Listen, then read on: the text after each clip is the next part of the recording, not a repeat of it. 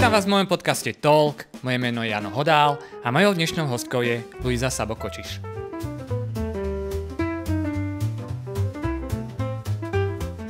Ahoj Luza, ďakujem ti, že si prišla do tohto podcastu. Ahoj, ďakujem za pozvanie. Nemá zač. My sa poznáme už veľa rokov, 10-11, myslím si, že tak nejak to bude. A vieme sa o všeličom rozprávať a keď je možnosť sa o veľa veciach rozprávame. Ty si vyštudovala husle na konzervatóriu v Bratislave, alebo respektíve violu, ďakujem za opravu, ale učíš husle, paradoxne. A potom si už na vysokej škole nepokračovala v hudbe, ale študovala si estetiku. Si veľmi aktívny človek v mnohých veciach a o tom sa postupne porozprávame v dnešnom rozhovore. Tak ešte raz ďakujem. Ďakujem aj ja.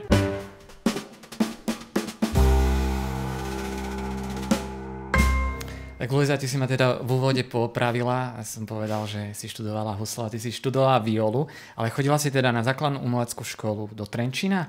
Áno, tu v Trenčíne. A tam si chodila na husle. Kto boli tvoji pedagógovia, respektíve pedagogičky? V Trenčine na základnej umeleckej škole už to bol pán učiteľ Guldán a potom pani učiteľka Piatková, ktorá ešte myslím, že do dnešného dňa učí. Už nie, už niečo viem, ale donedávno ešte učila. Tak a ešte tam prvý učiteľ to bol Miroslav Hulín a on neučí na tejto zúške, ale učil na inej zúške. Takže troch som vystriedala počas základnej umeleckej školy. A chodila si len do zúšky Karola Pádivého? Alebo? Nie, práve že ten prvý učiteľ bol na ešte Kristýne Rojovej a to bola škola, ktorá mala k tomu priradenú vlastnú zúšku a tam som začínala v 5 rokoch vlastne husle. Ty máš aj prvý, aj druhý cyklus na základnej umeleckej škole? Áno, všetko, čo sa dalo. Tak pokiaľ sa dalo po 9. ročník, ešte to fungovalo iným systémom. Nie je to 4 plus 4, ale 7 plus 2, ak si správne.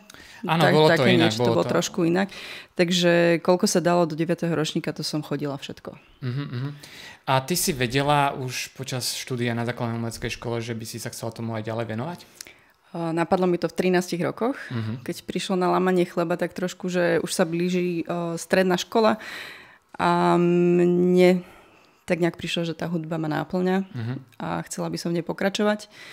Podarilo sa nám spojiť s jednou veľmi milou huslistkou z Banskej Bystrice, ktorá bola ochotná ma pripraviť ten posledný rok a naozaj mi pomohla, aby som sa dostala na konzervatórium, čo tako veľká vďaka. Takže to bola tvoja ambícia, nič medzi tým? Áno. Nič si nezvažovala. Takže to bolo... Bolo tam také, že buď športové gymnázium, plávanie, lebo to som chodievala kvôli chrbatu. A to som ani nevedela. To ani sa tým nechválim.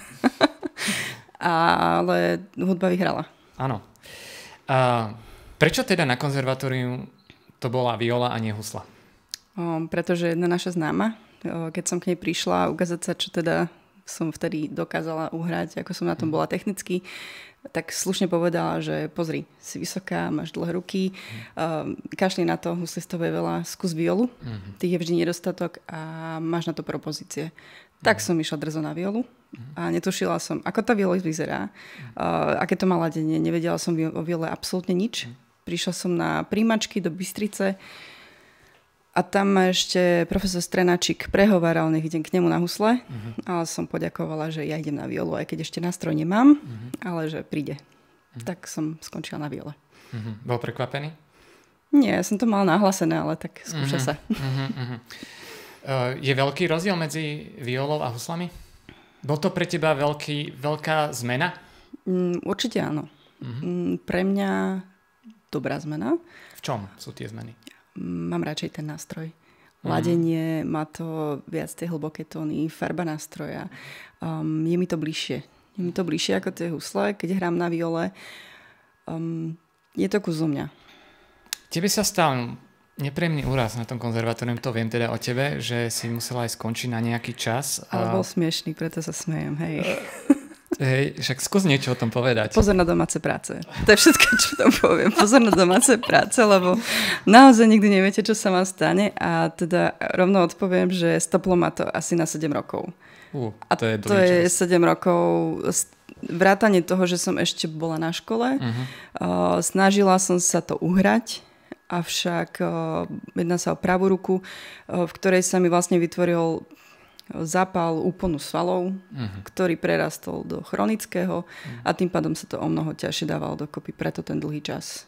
Keď som skončila s tým, že už neudržím pero, tak už som vedela, že je zlé a nemala som možnosť úplne dokončiť to štúdium, tak ako som mala predstavu a túžbu.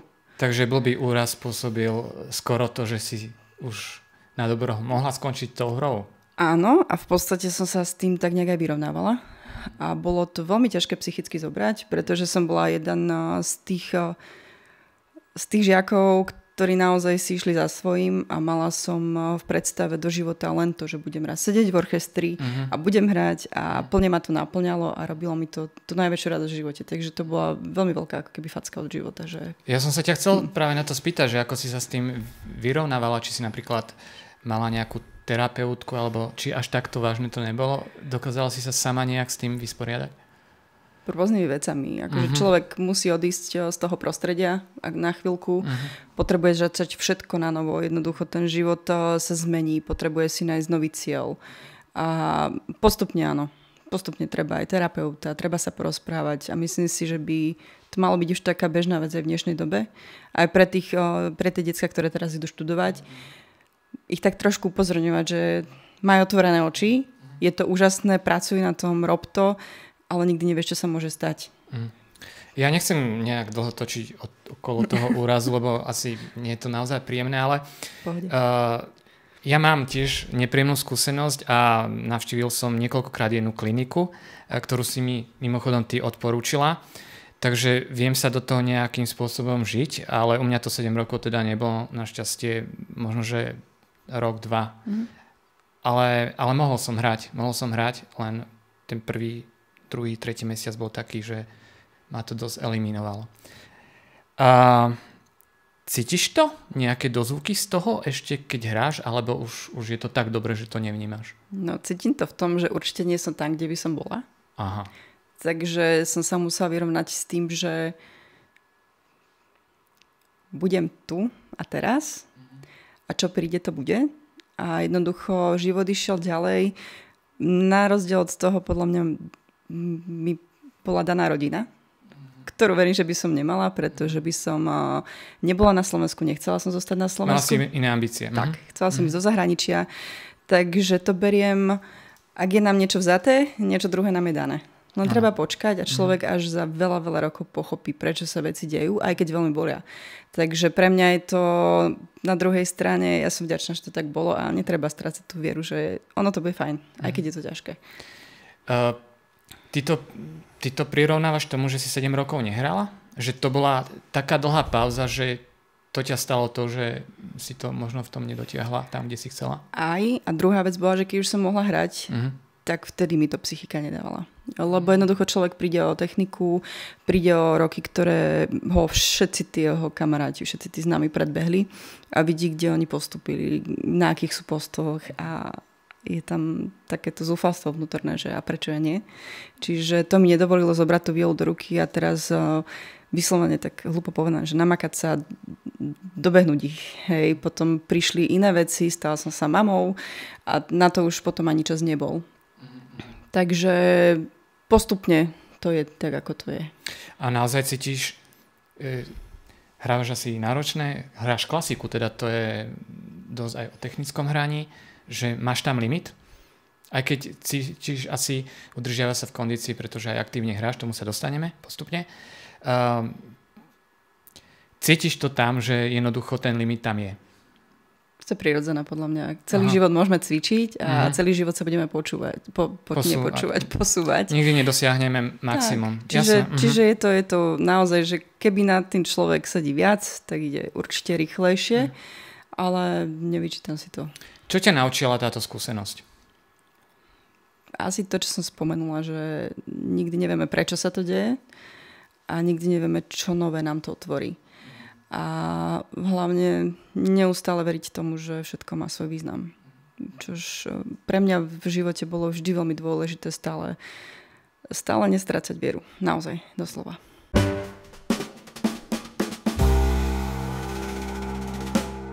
Si teda aj pedagogička, učíš na 2 hudobných školách v Novej Dubnici a v Banociach nad Bebravou. Mimochodom, kde sa lepšie cítiš? Vieme to nejak takto? Či... Na oboch školách sa cítim veľmi dobre. Na oboch školách je to pre mňa niečím iné. Obe školy sú totiž to úplne inak zamerané. Bánovce, tam si bol s nami tiež niekoľko rokov. To je čisto základná umelecká škola. A Nová Dubnica tým, že je to súkromná spojená škola, tak tie deti vidím do bedu na vyučovacích predmetoch a potom sa stretneme na hosliach. A je to úplne iná práca. Napriek tomu, že to je to isté. Ale dáva mi oboje niečo. Tam som teraz tiež. Vítaj. No. Ty si pedagogička, teda učíš husle. Mimochodom, učíš iba husle deti alebo aj violu? Husle. Viola je príliš veľká. Z toho sa začína naozaj primárne na konzervatóriu. Akože keby niekto chcel, tak veľmi rada. Ale zatiaľ len husle. Aha. Ty máš aj orchester? Máš ešte orchester? Nejaký mini? Mala si? Myslím, že si mala. No, to je také príležitostné, že keď treba niečo, tak sa posnažím dať tie deti dokopy a niečo orchestrálne urobíme, ale veľa toho nie je. Ja som tu mal nedávno pred tebou violistu, huslistu v jednom a sme sa bavili o tom, že husle sú naozaj veľmi náročný nástroj. Možno, že neviem, či sa to dá úplne takto povedať, že najnáročnejší, ale poznať, keď človek denne cvičí na tých husliach. Tie deti, ktorí chodia k tebe, chce sa im cvičiť? Pretože asi ich sa snažíš, neviem, do akej miery ich vôbec motivuješ a na čo ich inšpiruješ, aby sa snažili cvičiť, lebo vybrali si, či vôbec vedia, do čoho išli. Ja ich upozorňujem na začiatku, hlavne rodičov. Do čoho idú, preto veľmi často mnoho rodičov sa točí medzi dverami. Riskujem to. Ale beriem to a snažím sa to brať za každým veľmi individuálne. Každé dieťa je iné. Niektoré dieťa to potrebuje ako svoj osobný rozvoj, ktorý mu pomôže, neviem, lepšie sa sústrediť, lepšie pracovať na nejakých individuálnych činnostiach. Pomôže mu veriť si do života. Pomôže mu tým, že dokáže sa postaviť pred obecenstvo. Niečo ukázať, napriek tomu, že je utiahnutý introvert. A otvorí mu to dvere do sveta, ktorý dovtedy nikdy nevidel. A zatiaľ teda mám deti, ktoré áno, aj cvičia doma. A mám takých, s ktorými cvičíme na hodine, ale nie som ten pedagóg, ktorý by im to vyčítal. Beriem to ako súčasť tej ich cesty, kde pokiaľ to má otočiť, tak sa to proste otočí. Oni to budú schopní dobehnúť, ak by náhodou chceli s profesionálnou dráhou, lebo aj ja som počas toho môjho života a detstva bola na rokoch, kde som cvičila veľmi veľa, kde som cvičila menej a tieto malé deti hlavne chcem, aby mali z toho radosť. Darí sa ti to ich motivovať? Opýtajme sa ich. Myslím si, že nie som kompetentná to správne odpovedať. Treba naozaj tohto, vždy sa pýtam radšej rodičov alebo detí, ale snažím sa o spätnú väzbu, čo by si rád zahral, ako sa má a to sú dlhé rozhovory aj niekedy, čo spolu vedieme. Čiže sa snažím mať aspoň taký osobnejší kontakt s každým jedným a tak ja môžem len dúfať, že to je správne, je im fajn aj na tých hodinách. Ono sa to možno dá vidieť, pozorovať na tom, keď hrá. Napríklad na tom koncerte, že pred rokom bol tu, alebo tam, teraz je tu. A to asi súvisí s tou motiváciou. Určite áno, hlavne, že sú ochotní na ten koncert ísť. Ty sa učíš niekde, ako učiť deti hrať? Čo ťa motivuje, alebo kde berieš nejaké do vzdelávania? Do vzdelávania snažím sa to brať životom. Tým, že som sa dostala aj na súkromnú spojenú školu a podarilo sa mi momentálne vyučovať aj predmety, na ktorých mám spojené deti, ich tam viac, tak ma to učí opätovne inému prístupu. Ale vyslovene nejaké dovzdelávanie, čo sa týka zúšky, môžem povedať, že nie je na to úplne čas. To je asi reálne. Snažím sa momentálne robiť iné veci. Okrem toho. Takže vychádza z toho, čo doteraz vieš a ostatné sa nejakým spôsobom priplete do cesty, alebo áno, možno... akože jasné, že sa neustále komunikujeme so kolegami, zdieľame si kto čo, kedy, ako a sledujem nejaké veci, ale nevnímam to až tak veľmi dôležité, nie je to vyslovené štúdium. Nie je to také. Ty aj aktívne hrávaš. teda v súčasnosti pôsobíš v 2 projektoch, jeden taký väčší, je to filmová Pražská symfonická hudba, Pražský filmový orchester. Tak. A potom také menšie zoskupenie Trio Amabile. Ja som sa ťa pýtal pred rozhovorom, že ako sa to číta, ale teda je to Trio Amabile. Najprv by som teda začal tým väčším orchestrom. Hráte teda filmovú hudbu.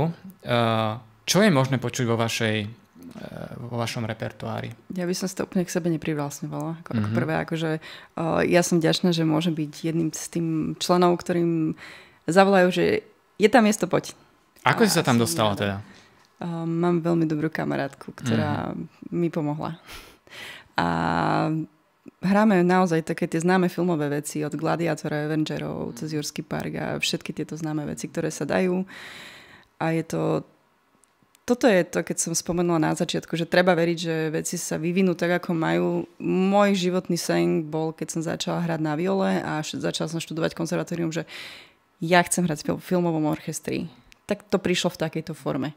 Nie je to dennodenné a možno o to viac mi to momentálne robí radosť. Takže si spokojná, žiješ možno svoj sen s tým spôsobom? Tak trochu, hej, áno. Keď si dostala túto ponuku od tej kamarátky, ktorá ťa tam dotiahla, tak si to trošku zvažovala, alebo ani na chvíľu si nezaváhala? To bolo jasné, že áno. To bolo jasné, že áno. Hej, to človek nerozmýšľa. Kedykoľvek zavolajú, tak poviem áno, lebo zabudem na to, čo všetko ostatné mám robiť a potom ide rýchlo. Keby si možno na takéto niečo čakala, tak to nikdy nepríde.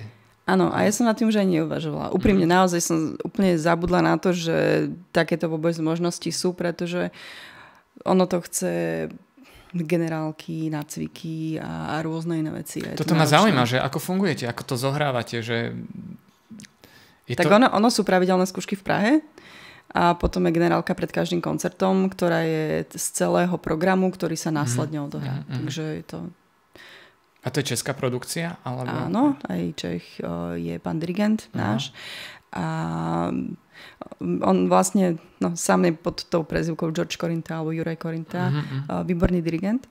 A vlastne primárne zloženie je z Čechov, potom sú tam aj nejakí slovenskí kamaráti, ktorých ja poznám a v podstate podľa toho, kam sa ide, kedy kto môže, tak sa neustále mení zloženie toho orchestra. A je to veľmi príjemné. A vieš, koľko vás je v tom orchestri zhruba? Nemám potuchy reálneho čísla, pretože naozaj je toho, podľa toho, aké je zoskupenie.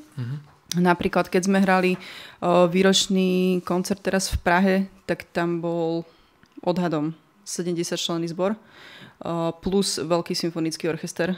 Všeho všudy, čo len si človek vie predstaviť, plus nejaké elektrické gitary, klavír a všetky tieto veci. Že naozaj tam bolo veľké množstvo ľudí. Na druhej strane, keď hrajú len sláčiky, tak to je to menšie obsadenie, kde nie sú ani dychy, ale sú k sláčikom pridané bicie a klavír. Takže to podľa potreby. Je to veľmi variabilné, áno. No ja som sa chcel spýtať, že či to je len inštrumentálna záležitosť, alebo či sú niektoré skladby, že doprevádzate vlastne spev. Áno, býva tam zbor. No to si povedal pred chvíľou. Mne sa zdá, že projektov na takýto spôsob je veľa. V súčasnosti neviem, ako to ty vnímaš, ale... Áno, to sa zrazu brece roztrhlo. Neviem prečo. Je to asi taký trend. Áno, začal to možno Ennio Morricone, on istú dobu aj sám dirigoval vlastne ten orchester so svojou hudbou. On už žiaľ nie je medzi nami. Hans Zimmer má projekty. Čo si ty o tom myslíš? Že to je asi najjednoduchšie, akým spôsobom priniesť obyčajnému človeku trošku vyššie umenie, trošku náročnejšiu hudbu. Pretože keď sa vedia stotožniť s tou melódiou, vedia si predstaviť pritom tie filmy, ktoré ich naozaj bavia, tak vedia prijať aj ten orchester. Kdežto pochybujem, že ten istý človek by prišiel len tak do filharmonie, aby si sadol na Wagnera alebo na nejakú veľkú symfóniu alebo operu, kde by sedel 3 hodiny. Pretože sa nevie stotožniť s tým príbehom a nie mu to tak známe. Takže podľa mňa to bude podľa toho, čo nám tá hudba ponúka a akým spôsobom sa s ňou vieme stotožniť. Takže skôr to je asi také, že krok bližšie k tomu poslucháčovi. Tieto koncerty sú vždy v podstate vypredané, viac menej. Hej. Keď je veľký priestor, tak je naplnený, keď je menší priestor, tak je naplnený. Ja verím tomu, že ľuďom to prináša veľa emócií, keď počujú veľký orchester a všetky možné nástroje, že majú asi Zimomriavky. Ktorú filmovú hudbu alebo skladateľa máš ty rada? Alebo možno najradšej? Neviem, či mám konkrétneho. Úprimne. Ťažko povedať. Ťažko povedať, pretože tie skladby sú tak jedinečné a niektoré sú písané veľmi jednoducho, napriek tomu majú naozaj veľmi silnú emóciu v sebe a niekedy sú pre obrovské zloženie a to je úplne... To sa nedá opísať ten pocit, keď ten človek sedí. Jednoducho to je tá emócia, ktorú zažíva on, je ešte 3-krát silnejšia než to, čo zažíva ten posluchač. Vy máte tie koncerty ako dopredu naplánované? Veľmi. A ono potom sa to škrtá, mení alebo niečo, ale v podstate, keď si pozriem ten kalendár, kľudne rok dopredu tam už vidím. A máš tam aj nejakú alternáciu? Áno. Hej. Ako v podstate veľmi často ja sa práve že nachádzam v tom, že ja som ten, ktorý sa už iba ako doplňujúci a náhradník prihlasí a keď niekto vypadne, tak mám možnosť prísť zahrať.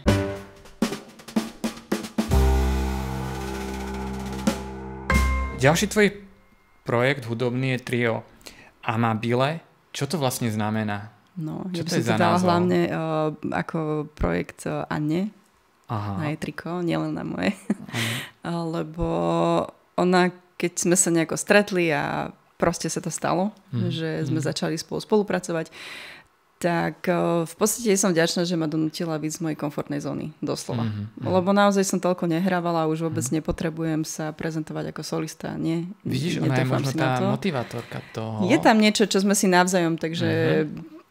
Rozumiete si aj ľudsky, rozumiete, je tam dobrá tá chemia. Je to tam, funguje to a ona je človek, ktorý mňa posúva a myslím si, že keď niečo treba, tak si vieme naozaj pomôcť. Je to projekt, ktorý sme začali v podstate na jej podnet, aby sme pomohli deťom na Ukrajine, aby sme robili týmito koncertami zbierky. A mne sa to veľmi zapáčilo, pretože mám potrebu niekde vnútornú hovoriť o týchto veciach, nebyť ticho. A páči sa mi takýto spôsob, taký nenútený. Človek príde, odohráme koncert a kto chce, koľko chce, môže naozaj že dať tým deťom a my im posielame priamo do konkrétnych oblastí. Máme vydokladované všetko, že čo sa vlastne tam deje s tými financiami. A je to také smutné, väčšinou aj tie koncerty sú také smutné, ale na druhej strane aj smutok je súčasťou života, bohužiaľ. Ja som bol nedávno na vašom koncerte v Trenčine. Na poslednú chvíľu sa zmenil priestor. Vy ste o tom tam aj niečo povedali, ale vlastne možno, že sa aj dobre stalo, nie? Nakoniec áno, hlavne klaviristka bola šťastná. No, lebo vy ste mali hrať pôvodne v synagóge, kde by bol elektrický klavír, ale tam ste mali krídlo. Áno, ale druhá strana... Refektári teda treba povedať. Dúfam, že raz sa to podarí aj v synagóge niečo zahrať, lebo to je nádherné miesto a teraz po rekonštrukcii je naozaj výnimočné. To je pravda. No v akom zložení teda ste? Sme Anna Zigmar, ktorá tu bola predo mnou aj. Hrám tam ja violu, Anna spieva, hrá na klavíri. Klavír nám hrá buď Natália Bojčenková, ktorá s nami hrala doteraz, v podstate tiež Ukrajinka, s ktorou Anna spolu učí na Nitrianskom konzervatóriu, alebo Monika Chuchutová, ktorá je kolegyňa z Bánoviec. Ona začala teraz s vami hrať nedávno. Teraz, áno. Aj ten koncert v Trenčine hrala ona. Tak, to je premiéra s nami. Tak možno, že ju oslovím tiež sem na podcastu a budete to mať kompletu všetky tri. Hej. Ty hráš radšej modernú hudbu alebo klasickú hudbu? Ja túto otázku dávam v podstate skoro za každým, keď tu mám hosti alebo Čo presne je tá moderná hudba teraz myslená? To je otázka. No možno, že vieme ju vnímať aj tú filmovú hudbu.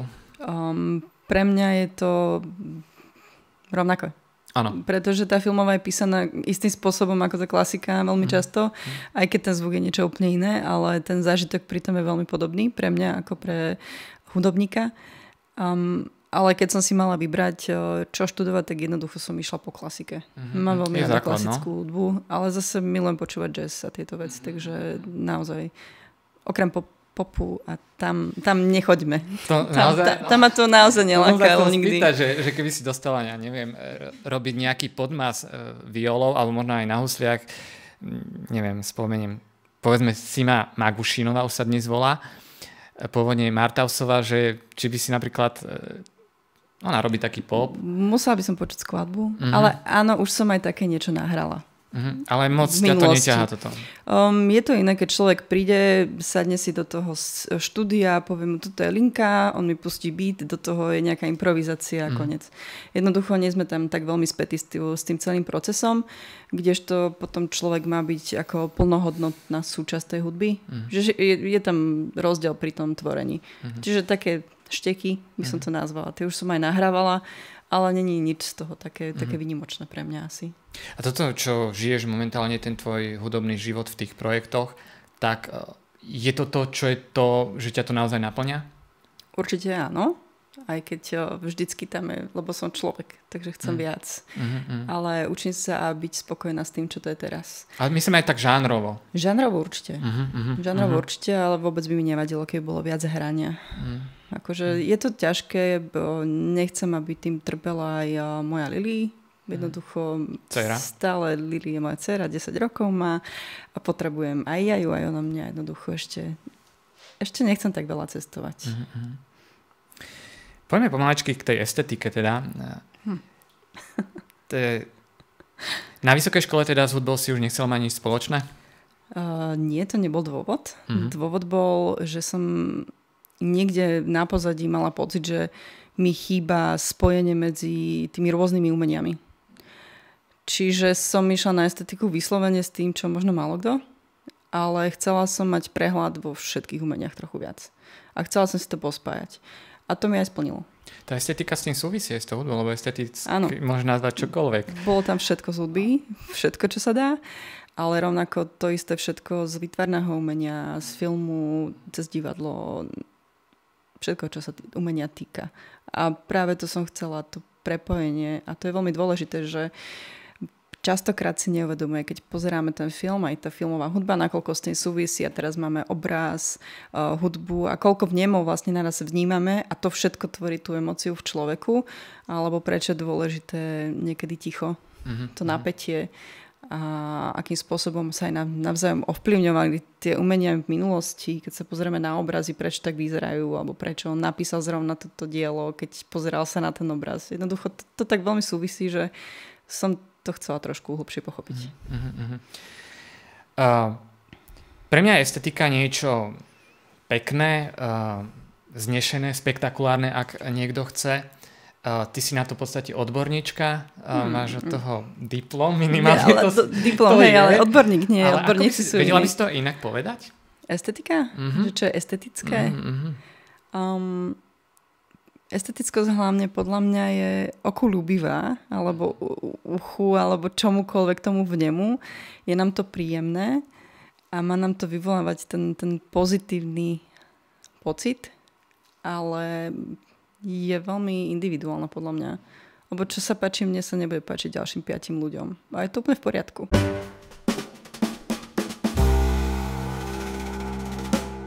Ty si spoluzakladateľka vydavateľstva Atomic.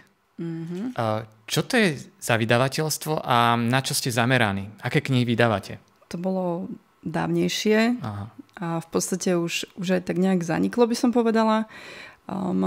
Vzniklo to s jednou kamarátkou, s ktorou sme mali túžbu vydať detskú knihu. Čo sa stalo? Aj sme vydali, volá sa Etela letela. Je to taký náš krátky príbeh, ktorý sme venovali našim deťom. A bolo to príjemné, pretože sme na chvíľku robili niečo iné. A ja to vnímam pre mňa osobne ako proces sebahľadania. Jednoducho súčasť toho, že človek potrebuje v živote vyskúšať rôzne veci, tak som vyskúšala, aké je to vydať knihu a potom sme vydali ešte jednu, ktorú som prekladala z angličtiny. Takže tento proces v podstate mi v živote obohatilo to a aj keď to bude iba o tom, že ukážem mojej dcere, že aha, aj toto sa dá, tak mi to stačí. A je to Takže fajn. to bola nejaká chvíľková záležitosť? Áno, v podstate my sme sa rozišli s tým len, že každý sa niekam inám vydal. Ona odišla do inej časti Slovenska, z Trenčína a jednoducho potom aj koronové obdobie a ja som sa vrátila naspäť do základnej umeleckej školy a jednoducho naše pracovné vypätie a všetky tie povinnosti, ktoré sme mali, nám už nedovolovalo sa stretávať a pokračovať v tom naplno. A nerozmýšľali ste teda obe, že by ste to niekomu prenechali, nejakým možno, ktorí sa v tom videli? Nestretli ste niekomu? Nebolo to nič také veľké, ktoré by bolo... Ale možno, že keby to pokračovalo to zase niekde inde a časom by to bolo aj niečo väčšie? Určite áno, ale je veľa vydavateľstiev na Slovensku, ktoré vydáva tento typ naozaj že pekných dizajnových kníh a tie fungujú ďalej. Takže je toho dosť, myslím si. Ja to mám ešte spomenuté a spoznámkované si spoluorganizátorka podujatia Literárne Mecheche. To sa ešte deje? Nie. To sa tiež dialo vtedy, v podstate, ak vyšla tá Etela. A popri tom nejakým spôsobom sme chodili čítať knihy, či už sme boli tu v Galérii Bazovského a robili také krátke veci pre deti. Ono to je veľmi často späté, že keď sa niekomu narodí dieťa, tak tá žena sa s tým natoľko snaží žiť, že robíme iné veci ako dovtedy a presne to bolo pre mňa aj toto knižné nejaké, neviem ako to nazvať, knižná cesta chvíľková, kde som sa snažila ukázať tým maličkým deťom, že tie knihy sú dôležité a bolo to príjemné. No. Bolo to úspešné? Považuješ to za úspešný projekt? V ten moment to bolo OK. Bolo to, ako nič veľké sme ani nechceli dosiahnuť. Etelu sme vypredali ešte, kým sme to v podstate mali na Doniu. Myslím, že cez Donio sme boli. Takže nám sa hneď vypredalo všetko. Takže to bola úspešná Etela. Hej, Etela si odletela. Doslova. Možno, že priletí naspäť niekedy. Uvidíme. Hej. Blížime sa pomaly k záveru a ja sa ťa ešte chcem spýtať, že dieťa je možné najbližšie dni vidieť, možno počuť, hrať. No tento podcast pôjde neskôr. No. Hej, ale teda 14. apríla hráme tu v Trenčine v Ode s Pražským filmovým orchestrom. To tak krásne vyšlo. A potom v podstate máme zúškarské koncerty, takže tam momentálne... Vlastne v jednom týždni máš ty 2 projekty v podstate však? Áno. V stredu je potom koncert v Bánovciach. A čo bude potom do konca školského roka, to ešte uvidíme, čo všetko. Aj neskôr. Naozaj to je vždy také, že na poslednú chvíľu sa všetko uvidí. Aj v lete, či budeme hrať a kde budeme hrať s triom, aj za mnou, tak to ešte uvidíme. To sa ešte rieši momentálne, kde sa nám podarí dostať. Však my spolu komunikujeme, tiež niečo možno spolu spáchame v úvodzovkách aj s týmto triom a ešte s iným projektom chceme niečo zlučiť, uvidíme, ako sa nám to podarí všetko vyriešiť, ale dúfam, že sa to podarí, lebo ja by som sa na to veľmi, alebo teším sa na to. A na ten koncert v stredu asi sa tam uvidíme. Tak sa teším. Ďakujem ti za rozhovor, že si prišla. Ďakujem aj ja. Mojou dnešnou hostkou bola Luisa Sabo Kočiš. Ak sa vám tento podcast páčil, kliknite na odber.